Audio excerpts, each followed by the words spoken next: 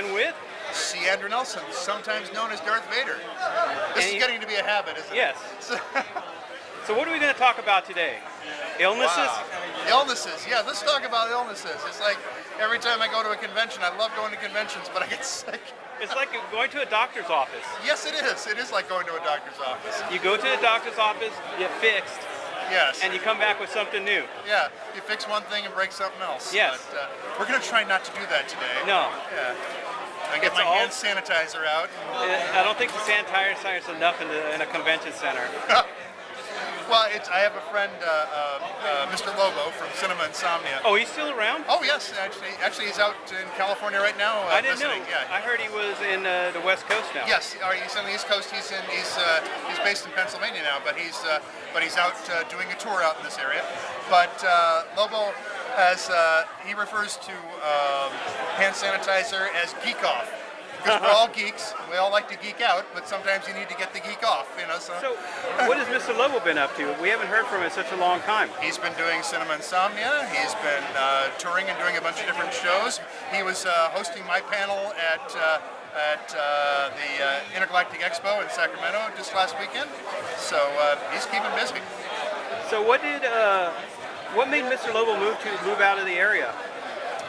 Oh, I don't know. Probably all those warrants against him and everything. No, I'm just kidding. Okay. I'm sorry, You mean Lobo, the high I'm just body joking. count? Yes. No. They found the bodies? Yes, all the bodies. They finally found the bodies, and he had to leave. No, I think it was just opportunity that came to him out there, and of course he's been able to set up his whole network, OSI 74. So it's a great Roku network with lots of great programming. So yeah, so check it out, folks. So is he on the internet, or can you see him on TV again? I think both. I'm not sure, but he's also on. Like I said, you can find him on Roku. So. Yeah, like I said, my friend Mike, who's a fan of his, did not know whatever became of him. He was surprised. Yeah. Well, I've interviewed him twice back when he was at WonderCon. Yeah. Wonderful guy, very good friend of mine. This is great. We're spending the entire interview with me talking about someone else. Oh, wow. We're promoting Mr. Lobo. I know we are. I know. I'm just joking. I'm just kidding. He should be happy. Yes, you darn well better be happy, Lobo. I can hashtag Mr. Lobo on this one. That's right. So, last time we were talking about superhero shows, and you were talking about Krypton. Yes. And I really enjoyed it. Isn't it good? I told you it was like good. I said, you don't ever see Superman, but it's like Game of Thrones. Yes, it is, and I think it's a brilliant show. I thought it was brilliant because they take a really oddball character like Adam Strange and put him in, and he's a hybrid of Booster Gold and Rip Hunter, two other characters. Yes, yeah. And it was a nice touch. It is a nice touch. And another nice touch would be if they cast me on that show, but that's all right. As one of Zod's underlings? I'll whatever. I'll play, third Kryptonian to the left. Doesn't matter. Red shirt that dies and falls off the wall. Yes, exactly. So then you can add the picture on your picture table here of you falling off the wall. That would be fun. That would be hilarious. This is me in Krypton. Yes. Well, the fun thing is that there are guys who were red shirts on Star Trek who are now doing the conventions who never believed that anybody would want to see them. People love the red shirts. Yes. Or even the one-hit wonders of Next Gen. Yes. You know who needs to do these conventions? Is the guy from the Dos Equis commercial. The most interesting man in the world. Yeah. Because he was a red shirt. I was surprised to find he survived. Did he? Yes, he survived the entire episode. That's what made him the most interesting man in the world. That's true. He survived long enough to become interesting. Yes. And then slingshot himself back to time with all this information. Right. So, what was your favorite part of Krypton? What I really liked about Krypton as a show is that it starts off and you go, okay, this is interesting. I kind of want to see where they're going. And then all of a sudden it goes, oh my gosh, this just got exponentially better.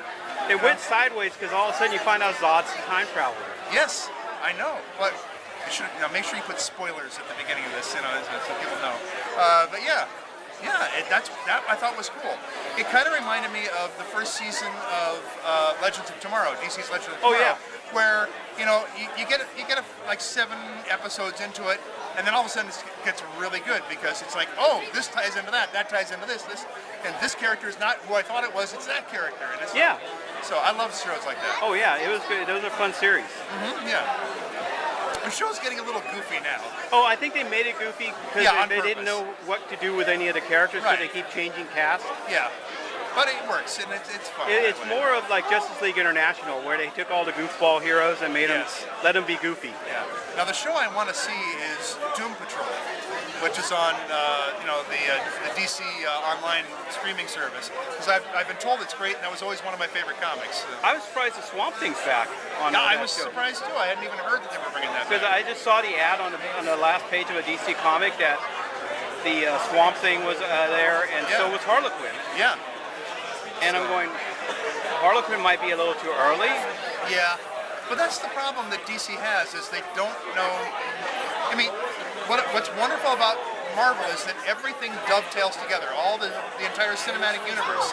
And the problem with DC is it's like, well, we might reboot this, we might start over again on that, we might do this. Oh, we've got 2 Batmans going at the same time, we've got 3 Supermans, we got 20 Green Arrow, whatever it is, you know. And now the worst one is the Turtles are rebooting. I read about. Again.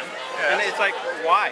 Just because you had one bomb movie doesn't mean to reboot it yet. Yeah, just keep going or try it, or go back to the old Turtles, you know. You know, Star Trek had one good film, one bad film, one good film, one bad film. Yeah, it happens, yeah. But that's how it goes, so. Yeah, but I see your table's filled. Yep. You certainly can. him, Watch Russ. as he takes it over. Come on, Russ, hook me up. So, What's that? Sure. Let me finish the interview and then I'll take care of that. so we'll have to cut this short now. Okay, that's all right. So I'm until always happy to be with you. yes, so until next time, Until next time, maybe we'll have more spoilers about Krypton season 2. maybe. And if you want to find me, you can find me on social media. You can find me at c.andrew.com. You can find me on Facebook. I'm the only C. Andrew Nelson that I know of on Facebook. And if you want to see what I do when I'm not doing this, you can check out my YouTube channel, which is ᴑᴜtasy, Aqeuatasy, which is all about tropical fish, because that's the hobby that keeps me sane. Pretty And awesome. until then, the force is strong with you.